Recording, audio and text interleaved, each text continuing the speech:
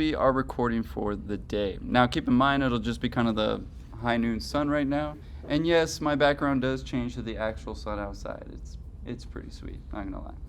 But let's take a look at exercise 5. It should look somewhat familiar. In fact, I even heard Jennifer over there kind of doing the Michael Scott like, no, no. Anyway, however, it is entitled Digital Media Panometrics, or Planimetrics, sorry. This exercise will cover the basics of both Rhino 3D and Adobe Illustrator. The task will be to trace and or input the data that we have seen in the previous exercises. The block you will choose 3 objects to recreate in 2D at a 1 unit equals 1 inch scale. And of course I'm going to do some of these actually for the recording today. The first step will be to either use a given object and input the data manually and with a line at a time, or you can actually input these images and trace them as well. That may actually come in handy. Well, if you already did all the drafting work for part 1, I could simply take that image in and trace it, right? No problem, right? However, if I wasn't too accurate about my drafting drawing, it's not going to magically fix it, right? So there are some things to keep in mind. However, it will be, with that in mind, a series of commands for both 2D operations and 3D operations are available.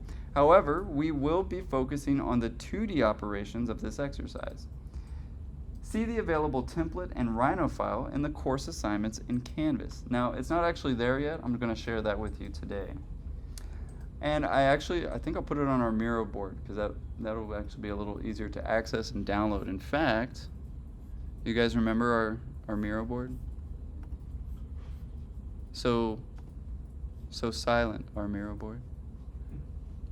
But eventually we'll put it on here as well. Of course, on San Antonio College's wonderful internet speed, so we'll give that a second. The next task will be to put our trace lines from Rhino into Illustrator. This will give us the ability to change our lines, layers, and line weights in order to have the same line weights that would exist in an analog drawing. Since for some of us this may be our first time drawing lines in the computer, see the online resources under the assignment. So, of course, I'll be posting some videos on this Miro page as well, and you might have noticed there is already some, right? Some of you guys actually might have been wondering about that during the storm. Like, why has he already got links for all these different things? I don't know, maybe not. For this exercise, we'll need 3 objects, all on 11 by 17 sheets, 1 per sheet, 3 recreated objects. Again, scale at 1 unit equals 1 inch. It definitely needs a title block, line weight, construction lines, scale figures if necessary. In this case, probably not necessary. Calculated shade and shadow. Usually I put that as a bonus. Again, I know some of us, how many of you guys have never used Rhino in your entire lives? Raise them high. Okay, you guys might be my B team. How many of you guys have used Rhino in your entire life? You guys might be my A team, right? So don't get me wrong, what that means is I'm going to be pushing my A team a little harder, and I'm going to be a little softer on my B team, right? After all, it's their first time in Rhino. However, you got to do your due diligence, right? The good news is if you have a personal computer, I do have a student copy available, right? Jennifer knows what I'm talking about. Already has a copy herself, but it will work indefinitely as long as you don't update it, right? That one comes personally from my friend Vlad in Russia.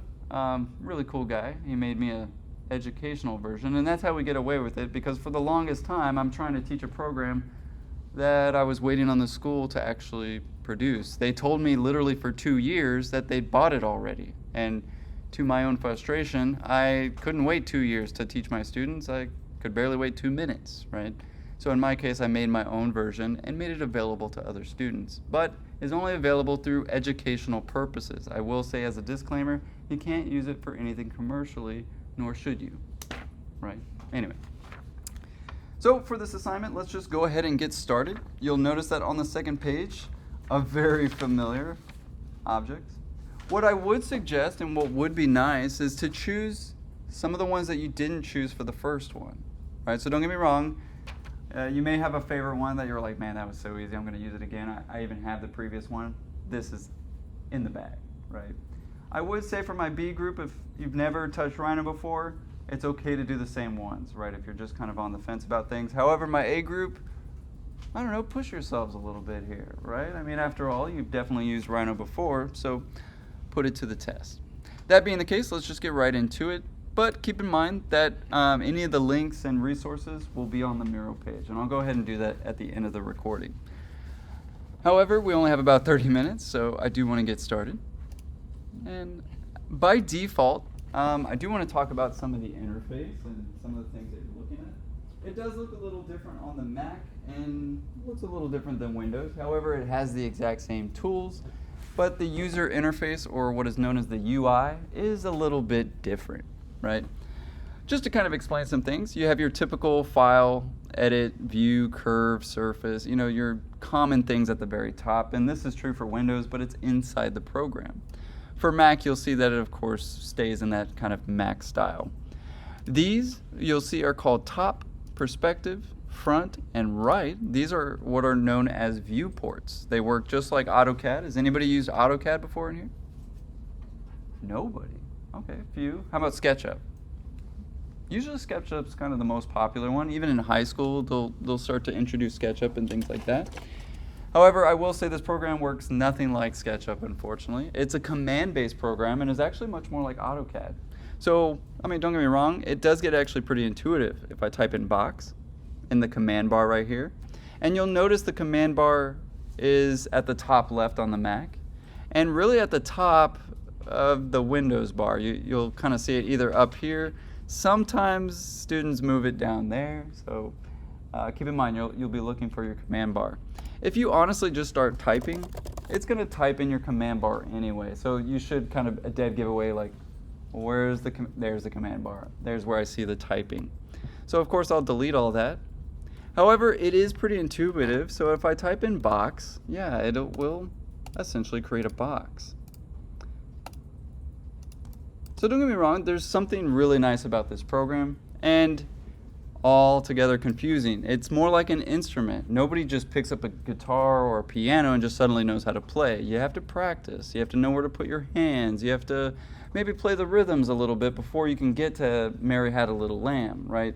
And I would suggest that computers are really the same way, especially computer 3D modeling programs. And to be fair, the reason we use Rhino is because, well, it's one of the oldest ones. It was actually invented in order to design jewelry and watches, so like products, right? And is in fact an industrial standard. We use it for modeling everything, whether it be scientific or artistic. And to be fair, I would even agree that it's better than Blender. Has anybody used Blender before? Nobody. Has anybody heard of Blender? A couple of us. Absolutely. So I just kind of want to throw that out there because, well, in at least my humble and professional opinion, Rhino dominates all of them because of its useful and intuitive interface, right? So just to continue, we have our viewports. Keep in mind we can right click on these and we can change all kinds of options. We can set the view to top, bottom, left, right, front, back, perspective, 2-point perspective, isometric. Yes, you can now just click a button and it becomes isometric versus axonometric. I know, it's a game changer. Another thing is, well, instead of drawing things over and over again, I can also copy them over and over and over. And that's actually one of the great things about digital technology is its ability to replicate stuff. Bless you, right? However, I don't need all that for today. And like I said, we're going to be mostly sticking in actually the top viewport. You'll notice if you double click on a viewport, it actually expands it. If you double click on it again, it goes back to the 4 views. Keep in mind you can also change these at any given time, right? So if you need more space than one, and this is usually my typical configuration, right? I usually have my top view and predominantly have a large view for my perspective view.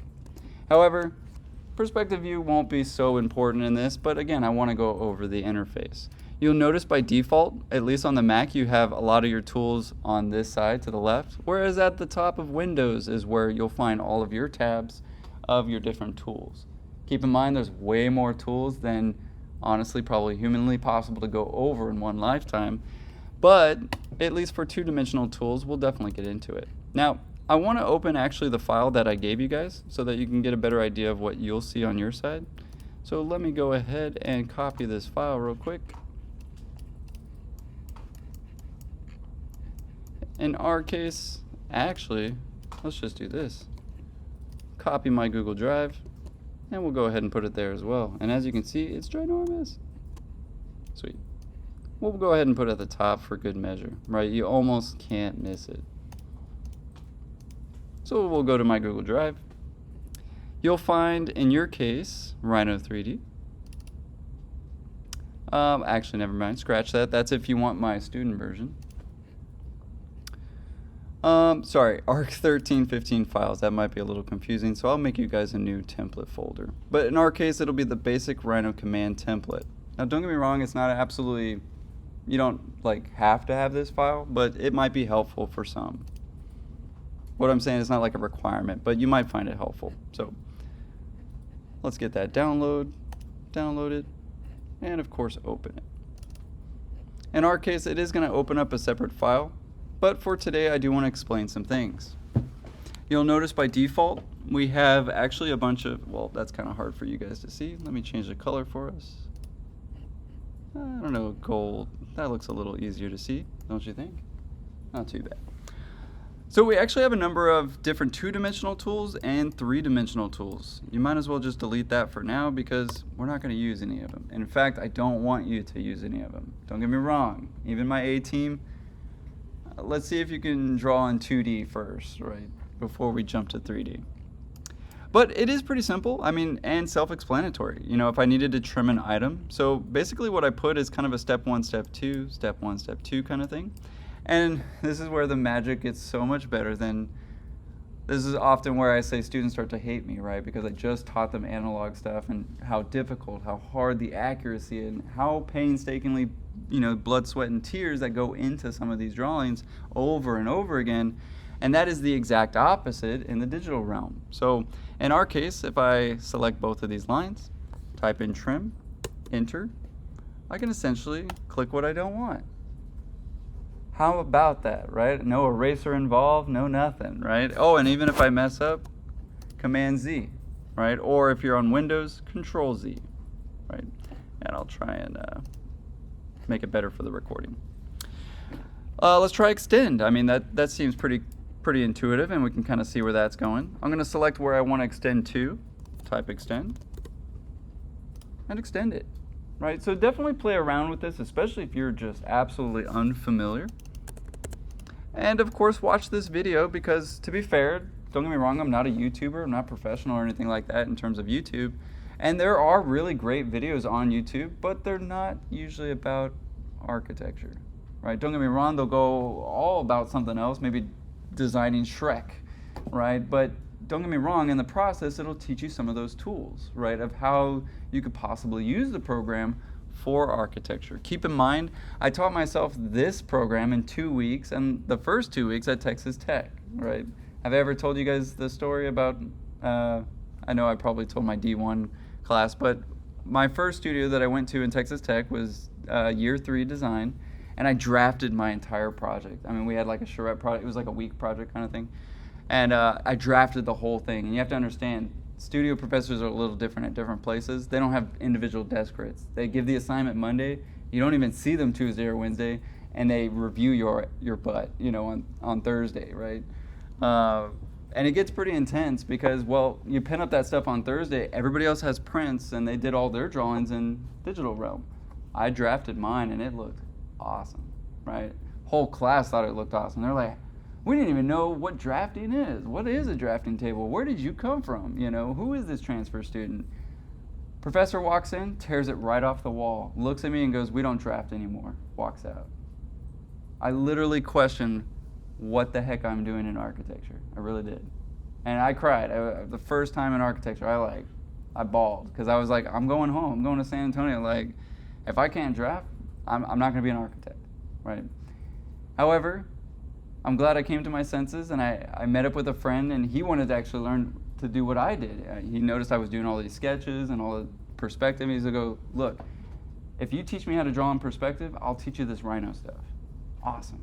right? So we exchange information, and I met a really good friend, Caleb Lightfoot. He actually teaches at MIT now, but really good guy who taught me everything there is to know, at least at the time, with computers. So what I'm trying to say is reach out, because, well, you never know. Somebody might be better at something and they're not as good at you, and you can trade it like a commodity, right, to say the very least. Fillet, I think, goes without question. I'll type in fillet, enter, and voila, right? You can give it a radius, or you could set that radius to, say, 0 if you want to get something like that. So I'll type in fillet. My radius right now, I want it to be 0, enter. And you'll notice that the command is trying to help you a lot. In fact, it'll even ask you what it's wanting, right? It'll ask you for the input, or even tell you the output that it's about to produce. In our case, since I selected 0, now it's like, okay, well, which ones? These two? And of course I can make it 0. Now, don't get me wrong, I'm not going to go over every single one of them today, but some of them are actually more self-explanatory than others, like mirror, obviously, I think that goes without saying.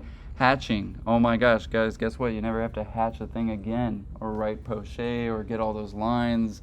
I see Rebecca's slight smile like, oh my gosh, I'm so excited. I don't have to sit there and draw 45. Oh, what if I accidentally draw it the wrong way? Oh my gosh. Usually you can actually double click on it. Oh, never mind. You have to go to properties now. You can go to properties and actually go, oh crap, I actually want it negative 45 degrees. It goes the other way. Again, what a time saver, right, to say the very least. And I know a lot of students kind of hate me when it's like, you just taught us analog, you asshole, right? Like, why didn't you just start this? And arguably it's because you need both. You need both in your powerhouse. You really do. But let's go ahead and get started with the assignment.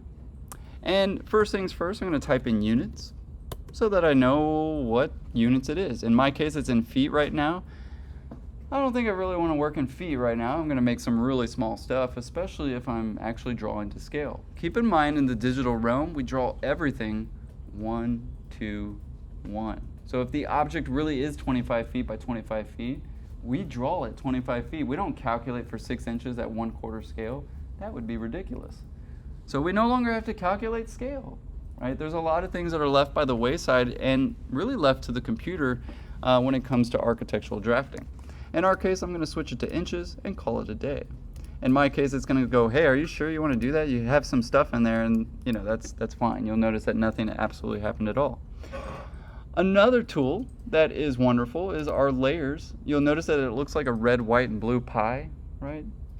Either a French pie or maybe a USA pie. I don't know. There's actually 128 countries that also have red, white, and blue that are all also owned by the UK, so that's kind of weird. But anyway, maybe a story for another day.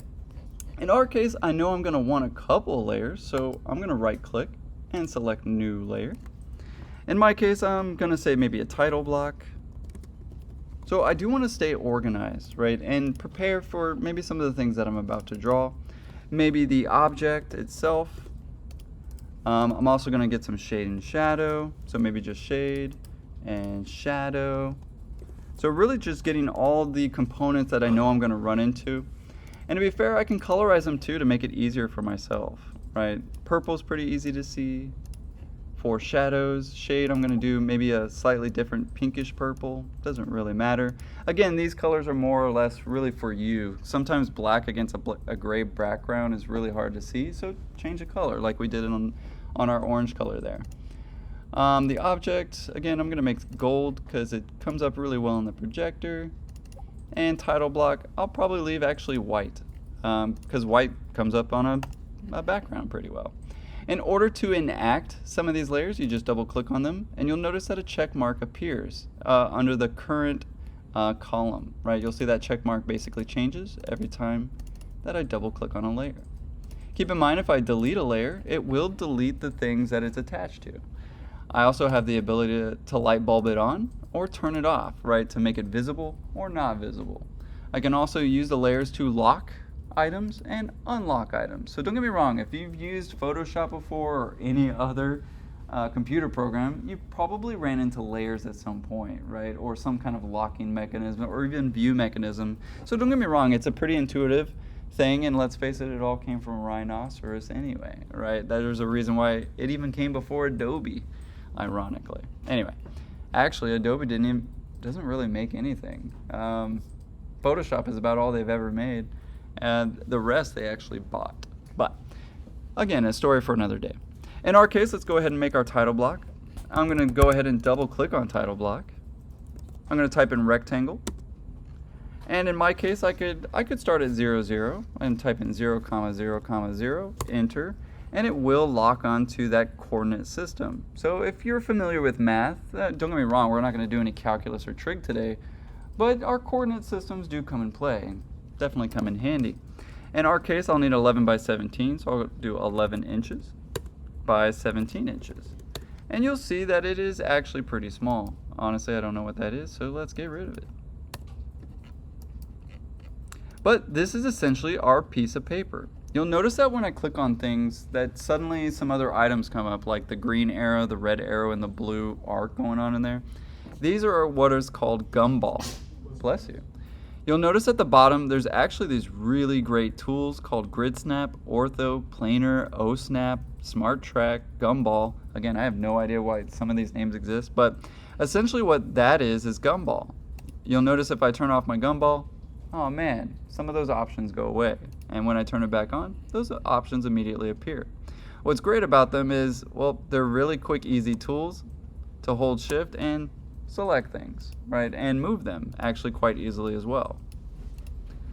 Definitely really nice because if Gumball is off, well, I have to type in move. I gotta lock onto an object and put things back. However, since Rhino 8's release, you can click and drag objects. That is a game changer. That's something I was never used to, right? So we have our 11 by 17, and let's go ahead and, well, I don't know, maybe offset a line. Maybe I want a title bar at the bottom of at least an inch. So I'm gonna go ahead and offset and go with 1 inch. I'm gonna type in 1 inch, enter, and basically decide, do I want it on the inside, outside, inside, outside? Definitely the inside. So that's looking pretty sweet.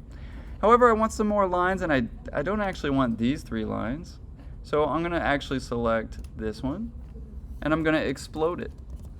When you hit explode, what that does is it turns that solid object into, well, its smallest pieces. I can of course select all those and delete them, right? I could get my outside paper space, if you will, and extend my lines. So don't get me wrong, there's my title block ready to go, right? I could also just draw another line, right? I mean, don't get me wrong. And you'll notice I have these cursors that kind of magnetically go to things. You guys see that? In fact, if I find a certain point, it will even tell me, well, while I'm screen recording, some things do fall off. Let me see if it pops up. There we go. I think you're kind of seeing it. You see how it's trying to say like end, extend there? In your case, it should stay there, right? However, you'll notice some options, especially on the Mac. You'll see it right here. And this is what's known as our OSnap, right? Basically, object snapping is what that stands for. But I don't know, lately nobody really laughs at OSnap anymore, so I've discontinued that joke. But either way, you definitely want it on, and I definitely have it on all the time because what's nice about it is it snaps directly to something that I'm drawing. So for instance, if I want to draw an inch, awesome. Where do you want it? What angle? Well, I want it at 0. Click, enter. Oh, there's that point I need, and I can simply draw things. I don't know about you, but that's pretty awesome, right? The last thing I need to do is, of course, line weight, but you'll see that we actually do that at the end. In our case, we need to draw one of these objects first. So in my case, let's get the file itself.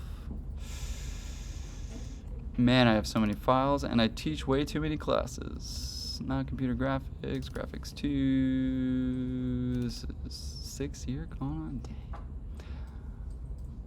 Exercises, and exercise 5. Oh my gosh. Is that the right one? I think so. That's the one. Edit the length? Well, like, okay, I'm just a SolidWorks. Uh-huh.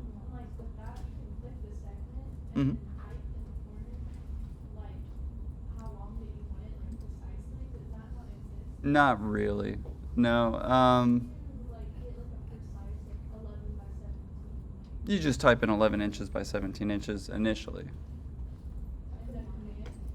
Well, check this out. I mean, don't get me wrong, guys. Keep in mind that we only have so much time, and that is why I'm recording it. That way you can kind of pause and view it for yourself as well.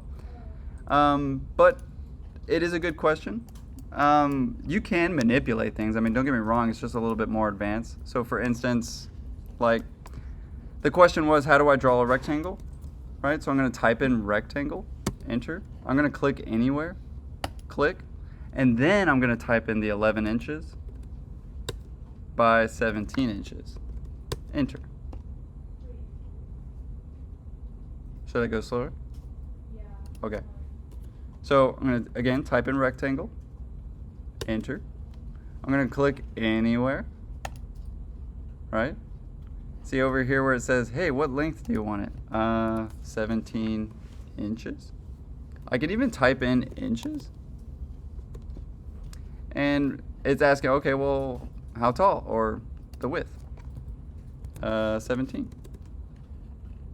Oh, in my case, I accidentally made 17 by 17, but I think you get the idea.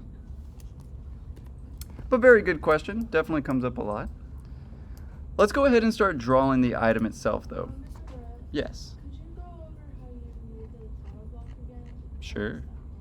Well, you're gonna have to watch the video, right? Just because I just did it 3 times. However, it's okay, guys. I know I go pretty fast. That is why I record it, right? So again, pause by looking at your screen and take notes right now. Not so much trying to play with the program, right? Especially if it's your first time, guys. So in my case, I'm gonna draw this object first. And I'm going to go ahead and put that picture actually in my drawing. So in this case, I'm going to type in picture. That way I could even trace it. And make sure you spell picture correctly. There we go.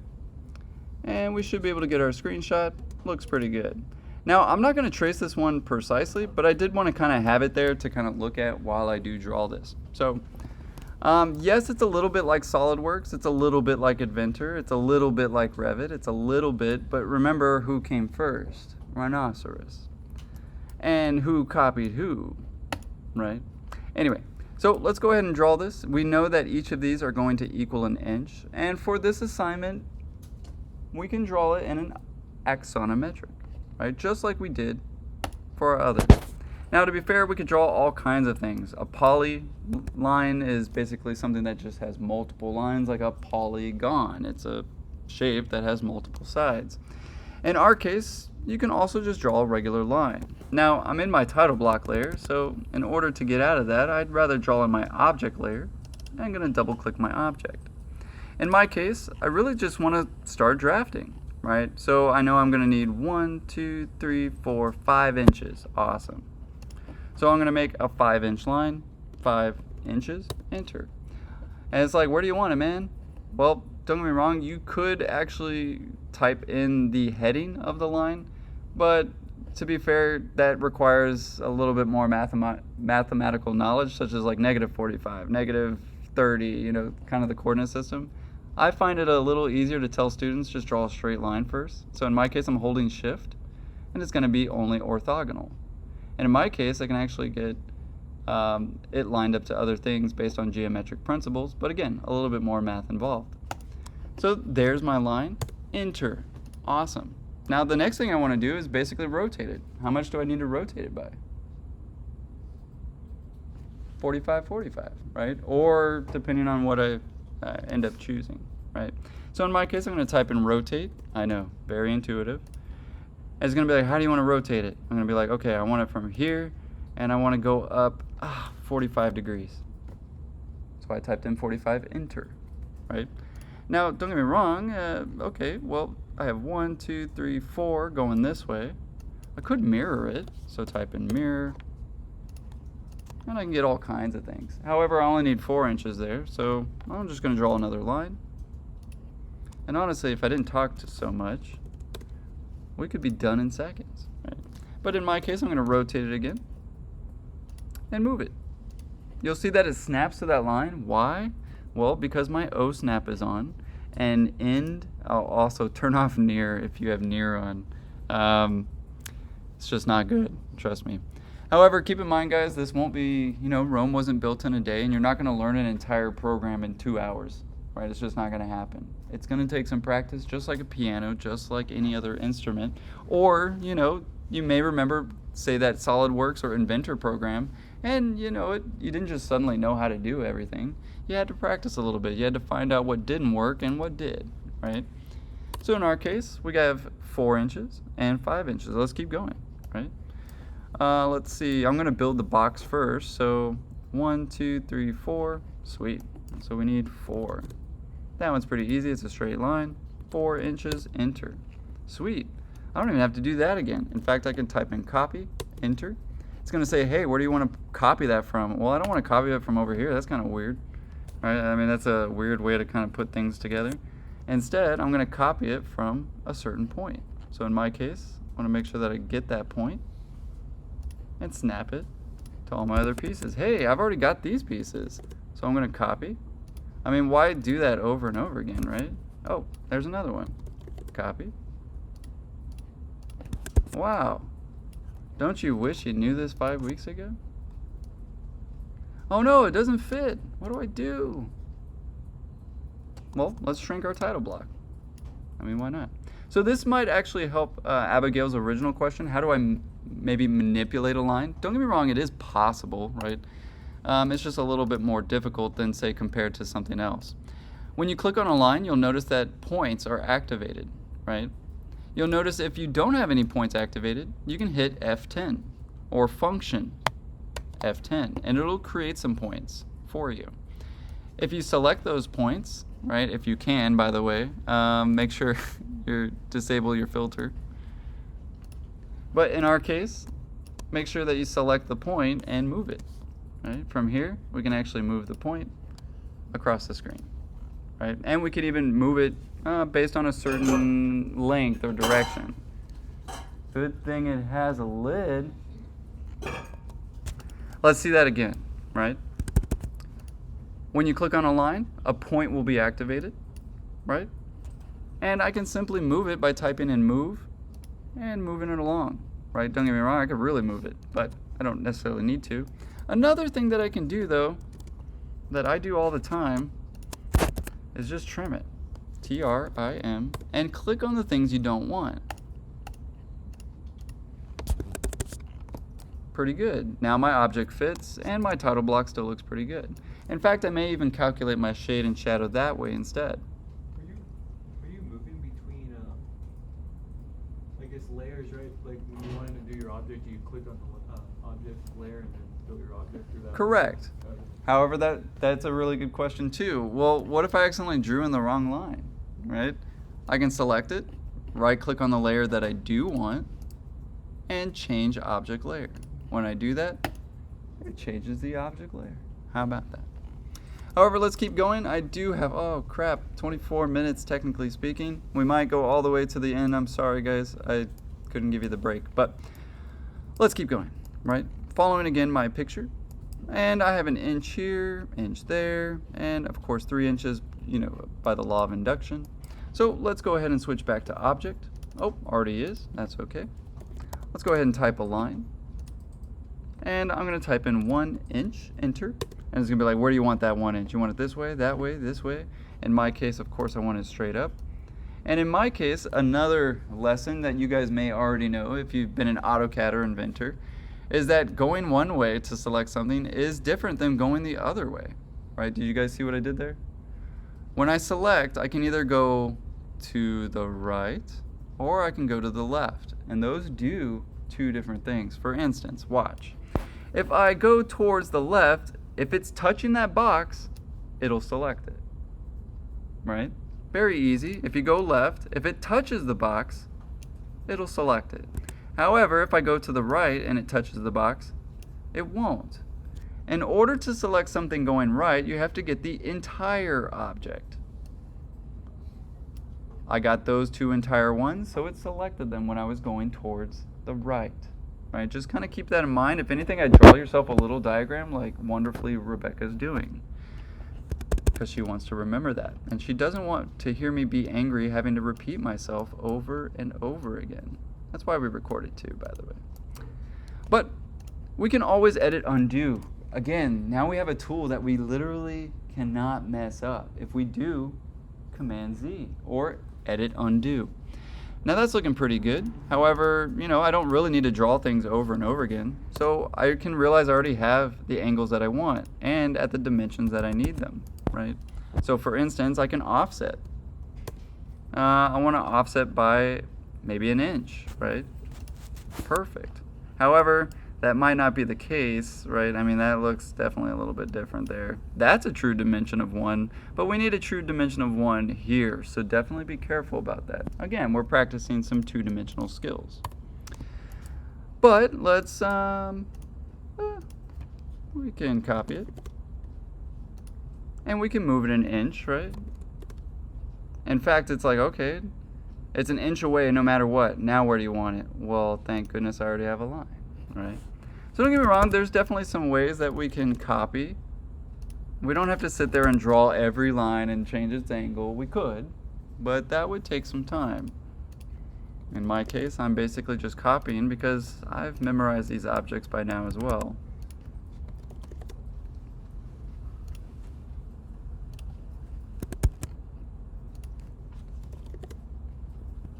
So don't get me wrong, I'm just copying because I already know by the law of induction that these angles should be the same, right? And after all, that's looking actually pretty good. In fact, I may realize that all these will eventually translate to a certain layer. So for instance, I can go to New Layer, and I could say line weight 1, line weight 2, line weight, etc., right? And I could even double check and really color code it for myself.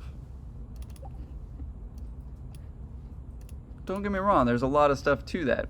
However, I can draw a polyline, and if I wanted maybe a thick edge, right, I could double click on that line weight, polyline, and I could really define my object, right? After all, maybe that object layer becomes my construction line layer.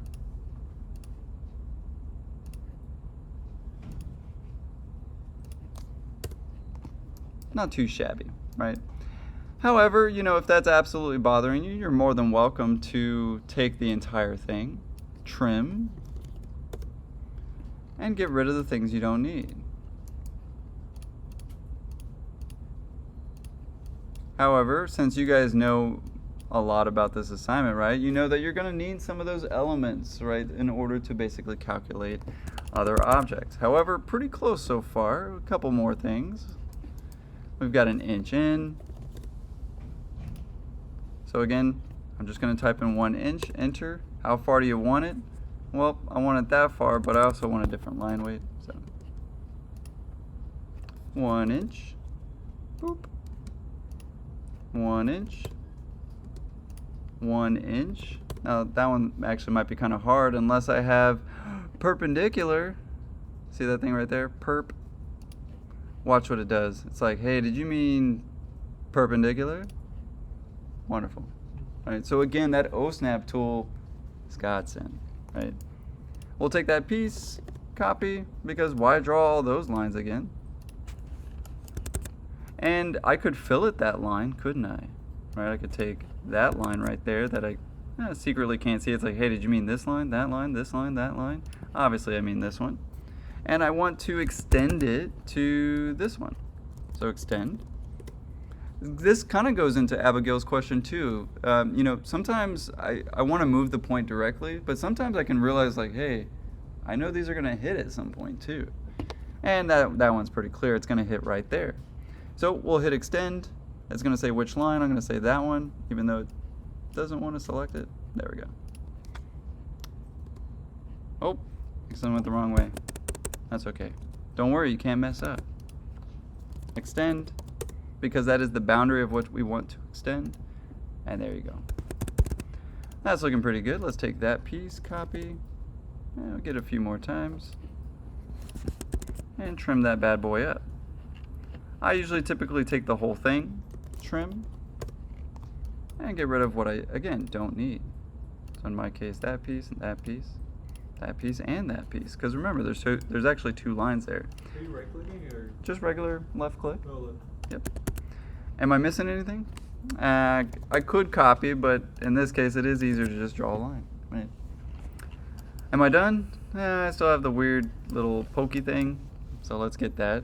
Another thing that's nice about the OSnap, right, is that it has a midpoint, so I can find the midpoint of any line. Keep in mind my screen recording is kind of, you see how it's kind of like flashing what you should be seeing? Yours won't be like that. It should, of course, show up. But let's get a line going. In fact, even Smart Tools, or right here, Smart Track, if you have that enabled, you'll notice that mine like tries to help me draw. That's because of the Smart Track that is on. Again, I know I'm throwing a lot at you, so again, I really appreciate those who are taking notes.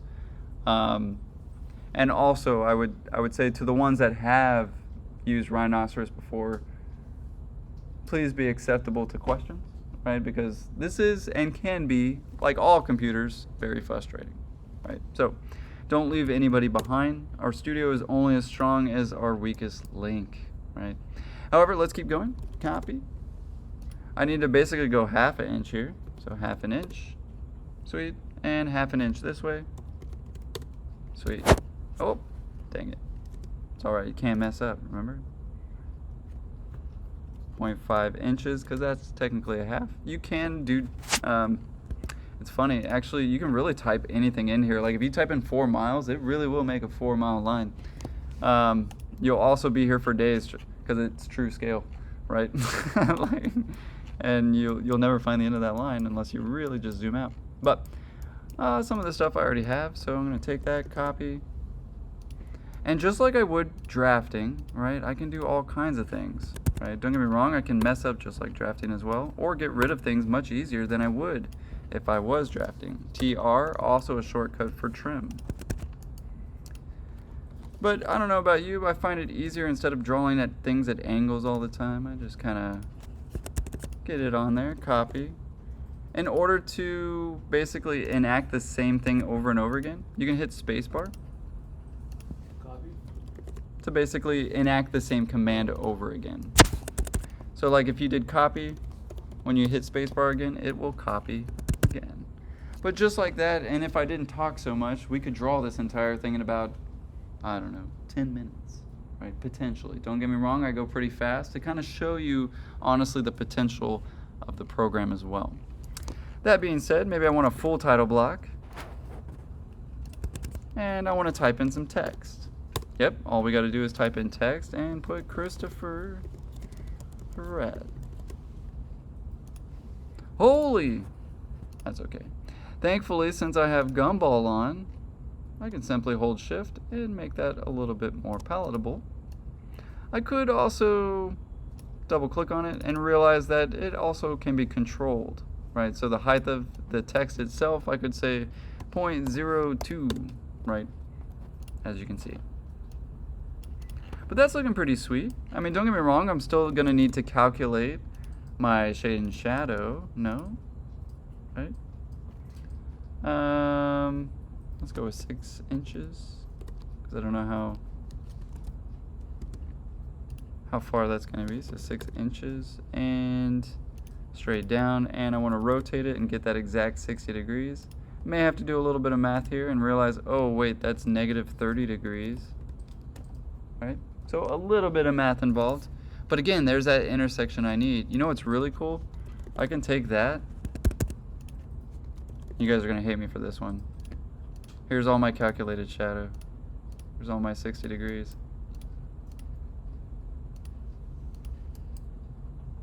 Isn't that crazy?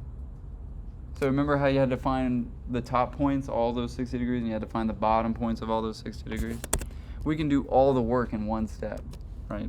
Now, I don't want to confuse you guys too much, and to be fair, that's a really good way to confuse yourself.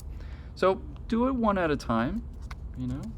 Nothing wrong with that. If I have Smart Track on, it's even going to help me a little bit in drawing my lines. I can hold Shift and keep those straight. For my 60 degrees, I don't really want to do that over and over again. And to be fair, guys, if this is kind of weird that I'm calculating it this way, please just calculate it the same way. Don't try and copy exactly what I'm doing. I'm really just trying to show the program and how to use it. Not really so much like, well, you did this, sir. Again, I'm kind of going fast. So calculate it just like the way you know, right? You know what I mean? Obviously, go as if the sun was over here, casting it just like our first assignment. But for the sake of observation, or sorry, for the sake of tutorial, it makes a lot of sense to go, look, guys, there's our intersection right there. And let me tell you, I've never drafted the same again, right, after using these programs.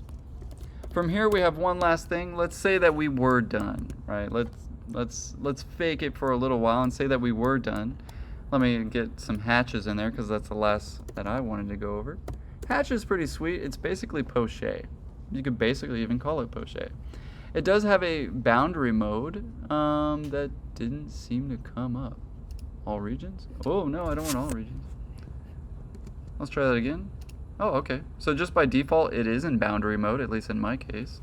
And I can go ahead and add some, essentially, shade and shadow, right?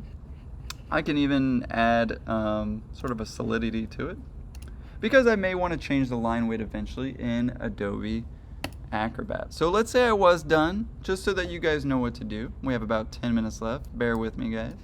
We'll take the entire 11 by 17. We'll go to File, Export Selected.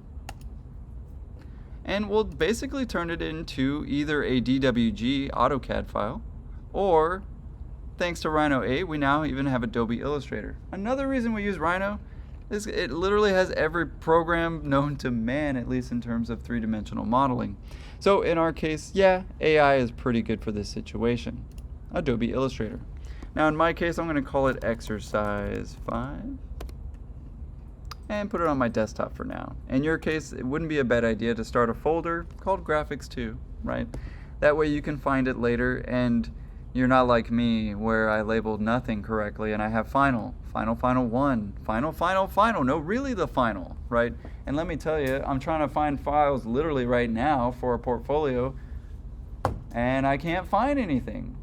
Why? Because everything's called final, right? I should have actually done my due diligence. I wish I had a professor like myself that just goes, please label your files. It'll save your life in 5 years from now. But I didn't. So I'm the one telling you now, be proactive in being organized, right? A little OCD goes a long way in terms of digital programming. So once we have that file type, we're going to hit export. In my case, I'm going to keep the model scale. So preserve model scale, you can. Because why? Because we drew it 1:1, right? Actually, either of those are fine, technically, for this assignment. But Anna is correct. We drew it 1:1. We drew it actual size. So we can export it actual size. In my case, I'll minimize that. And we'll go over to Adobe Illustrator. We'll go to New File. And we'll create a new document. In our case, not a 36, but a 17 inches wide by 11 inches tall. I only need one artboard, or how many do I need? 3. Right? 3 artboards, because I want 3 11 by 17s each. And I get them all, right? In my case, I'm going to go ahead and open my file. So find that file that you just exported, Exercise 5. Oh, I don't want to update anything right now. But you'll notice there's our file. And to be fair, you could do this one at a time too. I'm just simply suggesting that, well, you could do all your line weights at once if you want to, right? You'll notice, again, how many of you guys, this is the first time you've ever used Illustrator? Anybody? Okay, a little bit, a few, Abigail, here and there. That's okay, nothing to be embarrassed about. Seriously, I asked that so I kind of know who to help first in some regards. So never be afraid to kind of speak up on those things. But you'll see that my white line stayed white, by the way, right? So you can't see it. And there's a reason why I choose some of the colors I do. That way I can actually see them. However, you'll notice the first thing you want to do is click on this very top right button. And let's make that a little bigger. Very top right button, and make sure, for the love of all that is holy, that it's in Essentials Classic. Otherwise you'll be like, where's all the tools he's talking about, right? And by default, some kids accidentally do change it or do something. So if you need to reset your space, that's okay too. It'll basically reset all of those windows. That way you have all the tools available. Now, for the most part, we're just going to use layers, which basically just looks like two little stacked diamonds, if you ask me. And you'll notice it maintained our layers, right, that we kept. This is super important because I do not want to select Jack in Illustrator. In fact, it's really hard to select something. Well, not hard, but difficult to see what you selected. For instance, I can clearly tell I have this line selected, but as soon as I add this one, oh no, do I have this line selected? Do I have that? You see what I mean? It just kind of boxes the whole thing. And to be fair, selecting something in Illustrator is like pulling teeth out of a shark. So in our case, what we do is control it by the layer. So in my case, I do one layer at a time. First, my title block. You'll notice if you click on the invisible box, I know that it's always funny when I say this, but click on that invisible box and it'll select everything in that layer. In my case, I can control the stroke and the fill. Those should kind of go without saying. I usually replace stroke with line weight and the poche fill, right? To make it a little bit more architectural.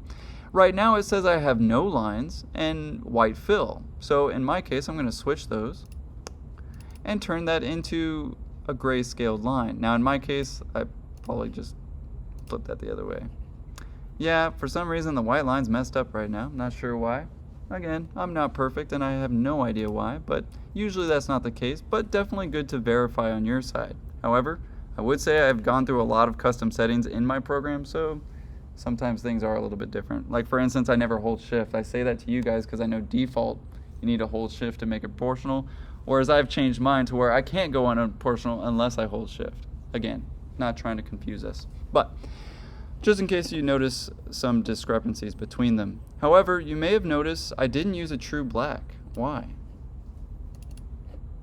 Because I'm not using ink, and that's pretty dominating. In fact, the main purpose of all of graphics in the computer was actually to mimic what we did in analog, right?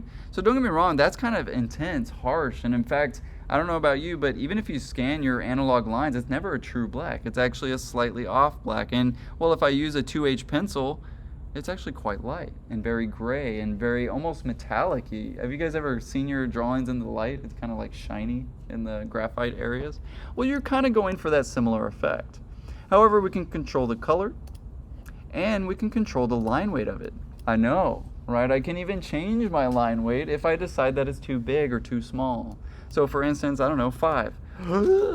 Well, that's kind of big and kind of gross, right? Definitely not what I'm looking for. And oh my goodness, somebody call the graphic police, right? Because that's definitely not the way we do it. In my case, again, you'll notice that I'm not going to sit here and select every line. I'm just going to go to my layers and select all lines. And in my case, that really should go the other way. So I'm going to actually delete my boundary box because I know what it is. And let's flip that again. There we go. Just so we get the right line. And as you can see, my lines are extremely light. Arguably almost too light. But as you can see, selecting stuff in Illustrator is just like pulling teeth. Anyway, that'll be fine for today.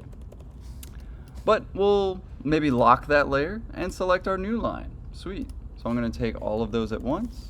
And to be realistic, guys, I would actually do a separate layer of just like hatches. That way you won't run into the same problem that I am in terms of while you switch it, or you'll be like, wait a minute, actually I have so many different things going on in my selection that it doesn't even know what to tell me. So I'm just going to make it the same. In my case, some sort of grayscale. Right? Keep in mind I can also double click on an item and change it pretty dramatically as well. Right? So just in case, you can also double click on things and edit them quite specifically. You'll see that it even goes into some sort of isolation mode where it talks about your object and then the path of the object. Path is just a way that it says line. So again, sorry, there's a lot of vocabulary in this. And I will say it's probably in your best nature to watch this video, pause it, and make some moves while you go, right? Where was I? Oh yeah. Getting all those lines and changing their line weights. In my case here and there. As you can see, that's a pretty thick line. Usually it's at 1 point by default, and I usually choose about a 0.5. But as you can see, I don't know about you, but it doesn't get any better drafting than that.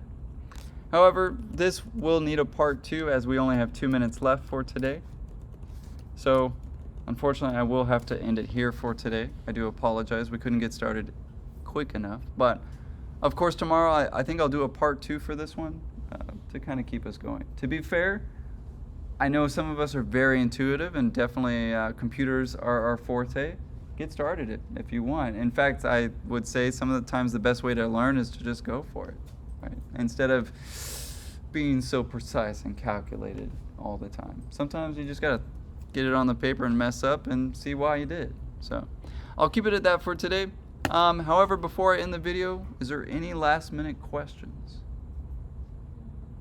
I know there's a lot going on. If you do come across a question, write it down and save it for tomorrow. Sound good? All right, we'll end it for today.